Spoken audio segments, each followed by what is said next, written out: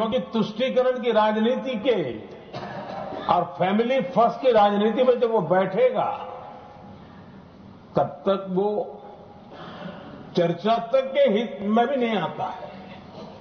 आदरणीय सभापति जी, ये मेरा सौभाग्य है कि हम सब ने मिलकर के 3 दशक से मेरे ओबीसी समाज ने जिस बात के लिए मांगे की, आशाएं रखी, जिसको निराश करके रखा गया था, हमने आकर के इस आयोग को संवैधानिक दर्जा दिया।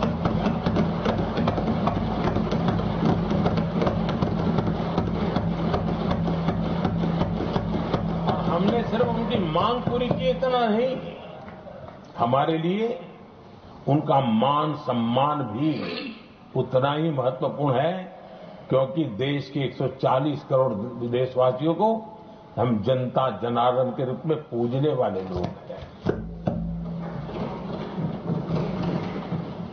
आदरणीय सभापति जी, हमारे देश में जब जब आरक्षण का विषय आया तो उसको एक तंदुरुस्त तरीके से समस्या के समाधान के लिए सत्य को स्वीकार करते हुए करने का प्रयास नहीं हुआ। हर चीज में देश में विभाजन कैसे हो, तनाव कैसे पैदा हो, एक दूसरे के खिलाफ दुश्मनी कैसे पैदा हो, वही तरीके अपनाए गए। देश आजाद होने के बाद जब जब ये प्रयास हुए हैं, इसी तरीके से हुए हैं।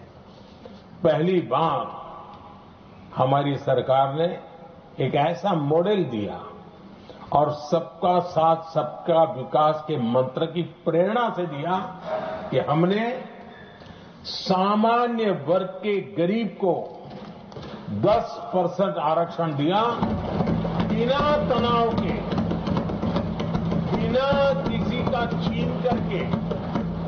और जब ये निर्णय किया तो एससी समुदाय ने भी उसको स्वागत किया, एसटी समुदाय ने भी स्वागत किया, ओबीसी समुदाय ने भी स्वागत किया।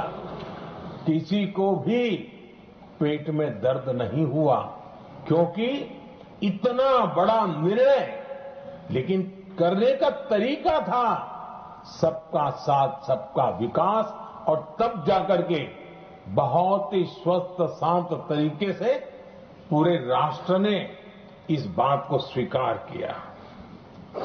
आदरणीय सभापति जी, हमारे देश में दिव्यांगों की कभी सुनवाई जितनी मात्रा में होनी चाहिए नहीं हुई।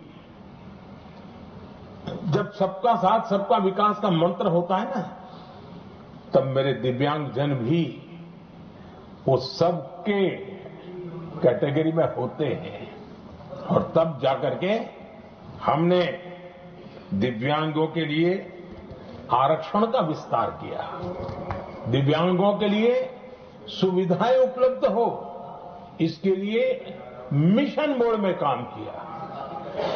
दिव्यांगों के कल्याण के लिए अनेक योजनाएं बनाई, लेकिन योजनाओं को लागू भी किया। ये इसके कारण इतना ही नहीं, आदरणीय सभापति जी, ट्रांसजेंडर कम्युनिटी के अधिकारों को लेकर के हमने उसको कानूनी रूप से उसको पुख्त करने के लिए प्रामाणिकता पूर्वक प्रयास किया। सबका साथ सबका विकास के मंत्र को हम कैसे जीते हैं, ये हमने समाज के उस उपेक्षित वर्ग की तरफ भी हमने बड़ी संवेदना के साथ देखा। आदरणीय सभापति जी, भारत की विकास यात्रा में नारी शक्ति के योगदान को कोई नकार नहीं सकता, लेकिन उनको अगर अवसर मिले और वो नीति निर्धारण का हिस्सा बने तो देश की प्रगति में और गति आ सकती है। और इस बात को ध्यान में रखते हुए हमने ही और इस सदन का पहला निर्णय हुआ हम देशवासी गर्व कर सकते हैं। ये सदन इस बात के लिए याद रखा जाएगा, ये नया सदन सिर्फ उसके रूप रंग के लिए नहीं, ये नया सदन का पहला निर्णय था नारी शक्ति वंदन।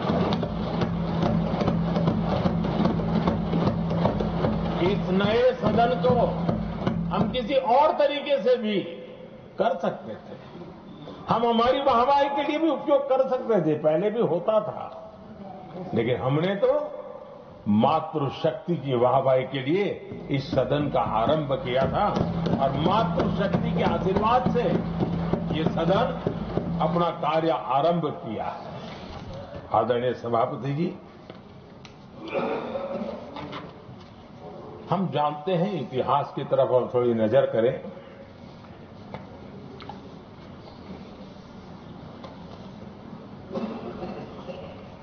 यानी मैं कह रहा हूं इसलिए नहीं, बाबा साहब आंबेडकर के साथ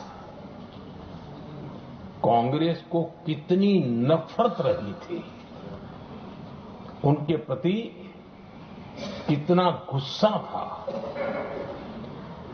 और किसी भी हालत में बाबा साहब की हर बात के प्रति कांग्रेस चिढ़ जाती थी और इसके सारे दस्तावेज मौजूद है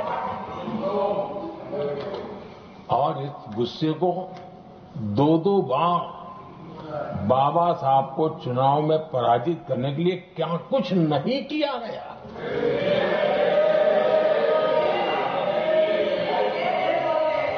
कभी भी बाबा साहब को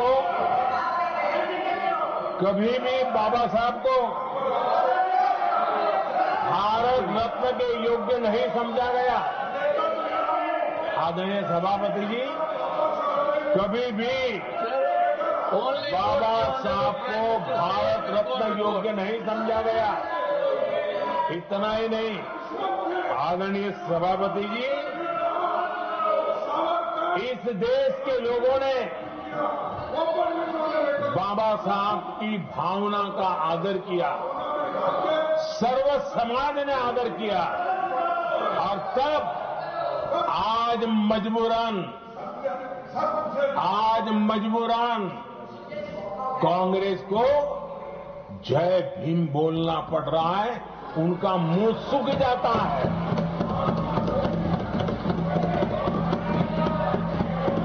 और आदरणीय सभापति जी, ये कांग्रेस भी रंग बदलने में बड़ी माहिर लग रही है। कितनी तेजी से अपना नकाब बदल देते हैं, ये इसमें साफ साफ नजर आ रहा है। आदरणीय सभापति जी, आप कांग्रेस का अध्ययन करेंगे तो कांग्रेस की राजनीति, जैसे हमारा मूल मंत्र रहा सबका साथ सबका विकास, वैसा उनका हमेशा रहा कि दूसरे की लकीर छोटी करना।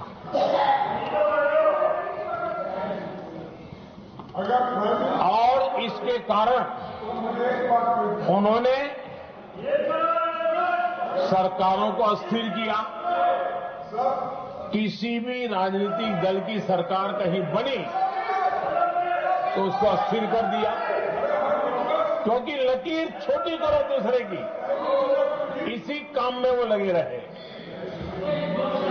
और ये जो उन्होंने रास्ता चुना है ना, औरों की लकीर छोटी करने का, लोकसभा के बाद भी जो उनके साथ थे वो भी भाग रहे हैं, तो उनको पता चला गया ये तो हमें भी मार डालेंगे। और यही उनकी नीतियों का परिणाम है कि आज ये हाल हो गए हैं कांग्रेस के। देश की सबसे पुरानी पार्टी, आजादी के आंदोलन से जुड़ी पार्टी, इतनी दुर्दशा। ये औरों की लकीर छोटी करने में अपनी शक्ति खपा रहे हैं ना, अगर वो खुद की लकीर लंबी करते तो उनकी ये दशा नहीं होती। और मैं बिना मांगे एडवाइस दे रहा हूं, आप अपनी लकीर लंबी करने में मेहनत कीजिए, सोचिए, तो कभी न कभी देश आपको भी ये 10 मीटर दूर यहां आने का अवसर देगी।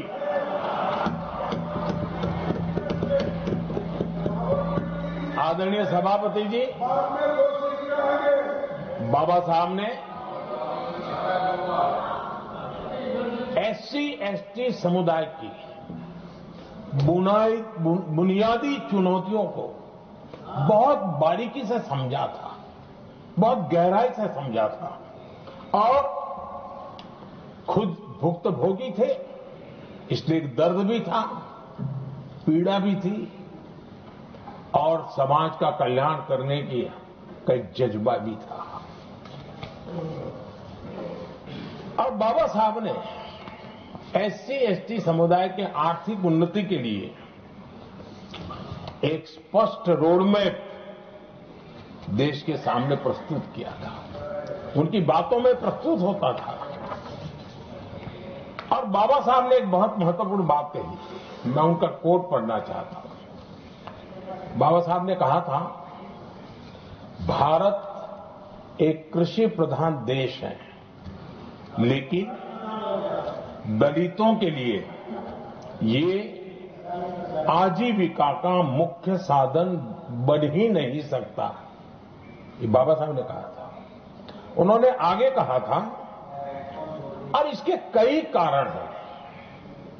पहला, भूमि खरीदना उनके सामर्थ्य से बाहर है। दूसरा, अगर उनके पास धन भी हो तो भी उनके लिए भूमि खरीदने का कोई अवसर नहीं है। बाबा साहब ने ये एक एनालिसिस किया था और इस परिस्थिति का एनालिसिस करते हुए उनको तो सुझाव था, उन्होंने आग्रह किया था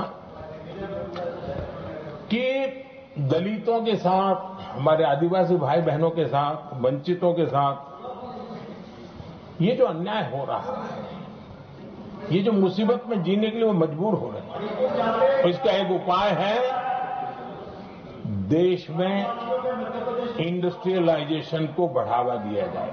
औद्योगिकरण के पक्षकार थे बाबा साहब, क्योंकि औद्योगिकरण करने के पीछे उनकी कल्पना साफ थी। स्किल बेस्ड जॉब्स और एंटरप्रेन्योरशिप के लिए, आर्थिक आत्मनिर्भरता के लिए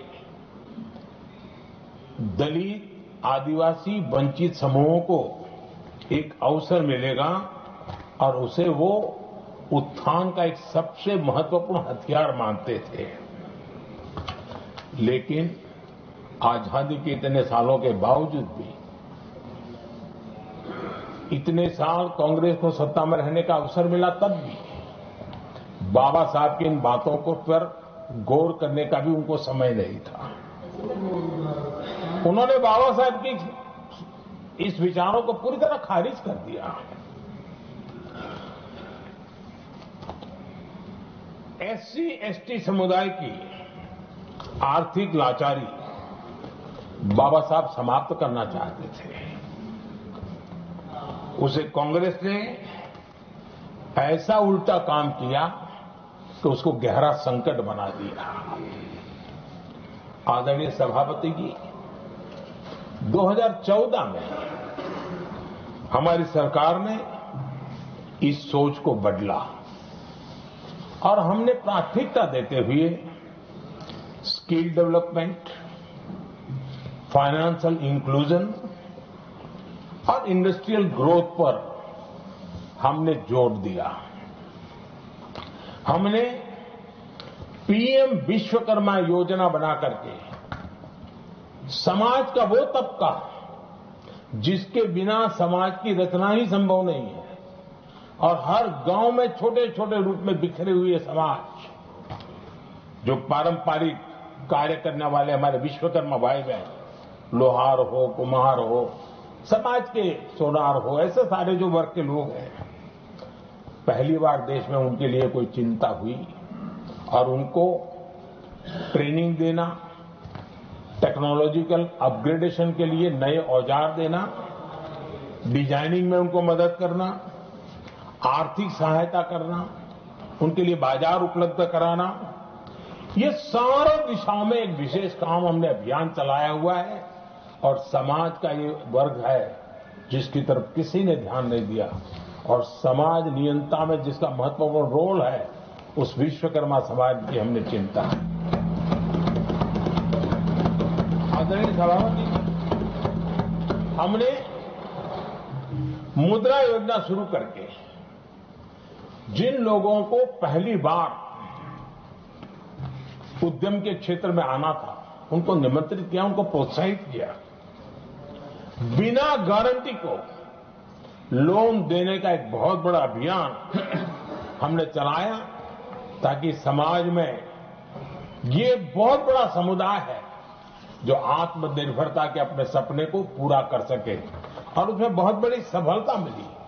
हमने एक योजना और भी बनाई, स्टैंड अप इंडिया, जिसका मकसद था एससी एसटी समुदाय के हमारे भाई बहन और कोई भी समाज की महिला उसको बैंक से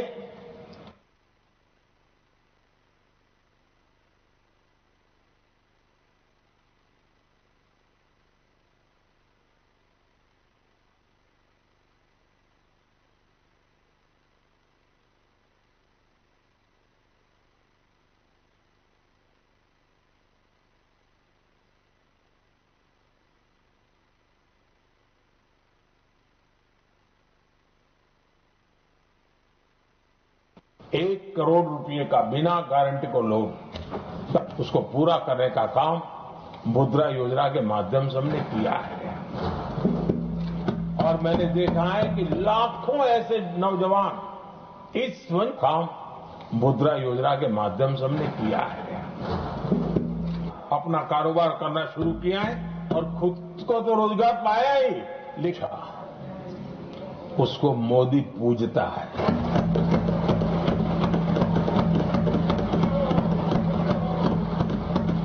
गरीब, वंचित, उसकी का कल्याण ये हमारी प्राथमिकता है। इस वर्ष के बजट में भी आप देखिए, लेदर इंडस्ट्री, फुटवेयर इंडस्ट्री, ऐसे अनेक छोटे दायरे के विषयों को हमने स्पर्श किया है और इसका सबसे बड़ा लाभ गरीब और वंचित समुदाय के लोगों को मिलने वाला है जो इस बजट में घोषणा की। अब उदाहरण के रूप में टॉयज की बात करें, समाज के इस प्रकार के वर्ग के लोग ही टॉयज बनाने के काम में हैं। हमने उस पर ध्यान केंद्रित किया। बहुत सारे गरीब परिवारों को अनेक प्रकार की उसमें मदद दी गई है और उसका परिणाम आज आया है कि टॉयज हम एक्सपोर्ट करने की आदत में फंसे हुए थे, आज इंपोर्ट करने की आदत में फंसे हुए थे, आज हमारे टॉय 3 गुना एक्सपोर्ट हो रहे हैं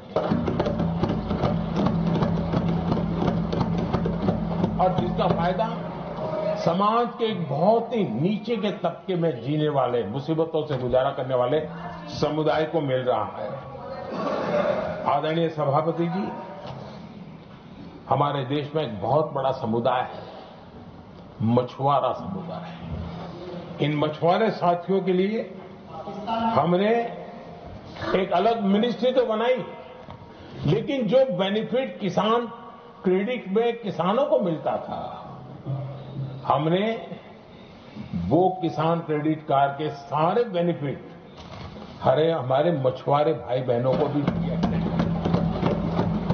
ये सुविधा दी, अलग मिनिस्ट्री बनाई, ये काम किया और करीब 40,000 करोड़ रुपया हमने इसके अंदर इंफ्यूज किया।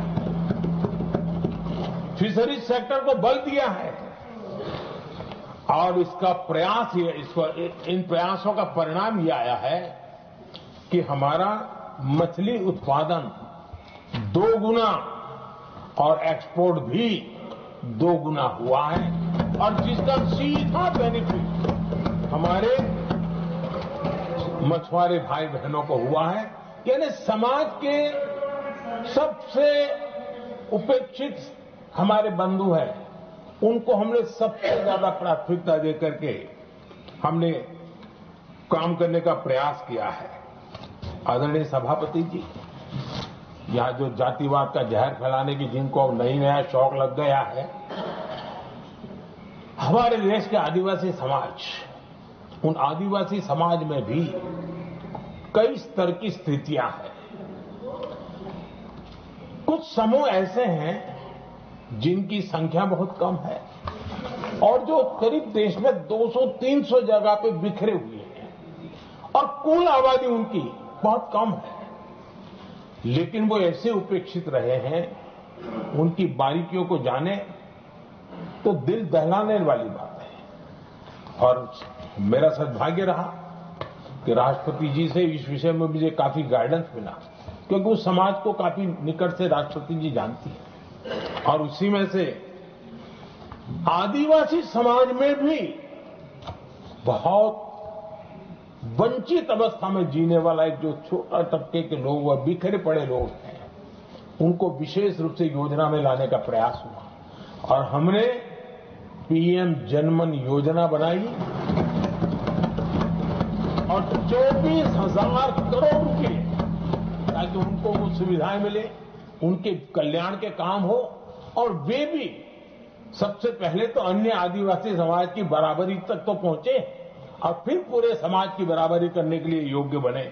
उस दिशा में हमने काम किया है।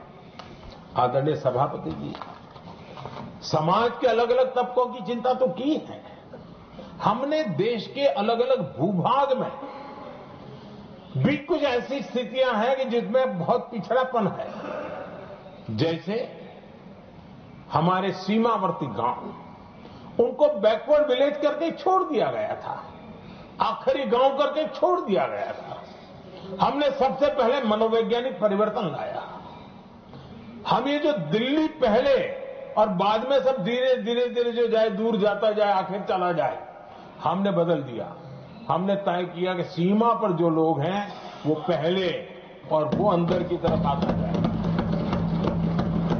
जहां सूरज की किरण सबसे पहले आती है और जहां सूरज की आखिरी किरण भी जिनके पास होती है, ऐसे आखिरी गांव उनको हमने फर्स्ट विलेज के रूप में